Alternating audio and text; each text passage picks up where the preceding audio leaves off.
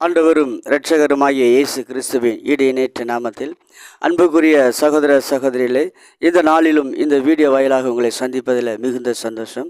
ஆண்டவராய் இயேசு யோவான் புஸ்தகத்தில் 5வது அதிகாரம் 5வது வசனத்தில் ஒரு மனிதன் 38 வருஷமாய் வியாதி கொண்டிருந்த மனிதனை பார்த்து இயேசு சொல்லுகிறார், வியாதியிலிருந்து சுகமாக விரும்புகிறாயா என்று ஆண்டவர் கேட்கிறார்.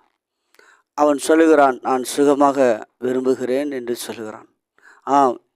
எந்த மனிதன், வியாதியிலே கிடக்கிற மனிதன், சுகமாக விரும்பாத மனிதன் யார்? சுகத்தை விரும்பாத மனிதன் யார்? அப்படி இருக்கச்சில இயேசு கேட்கிறார், சுகமாக விரும்புகிறாயா என்று கேட்கிறார்.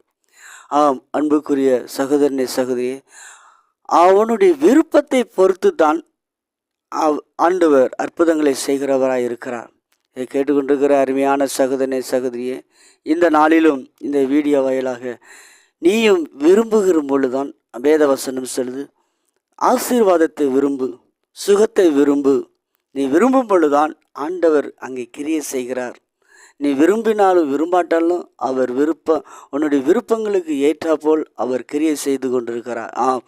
நன்னி உன்னுடைய சுகத்தை நீ விரும்பும் பொழுது ஆண்டவர் அங்கே நீ சுகத்தை விரும்பும் பொழுது ஆண்டவர் அங்கே சுகத்தை தருகிறார். நீ அங்கே ஆசீர்வாதத்தை விரும்பும் பொழுது ஆண்டவர் ஆசீர்வாதத்தை தருகிறார்.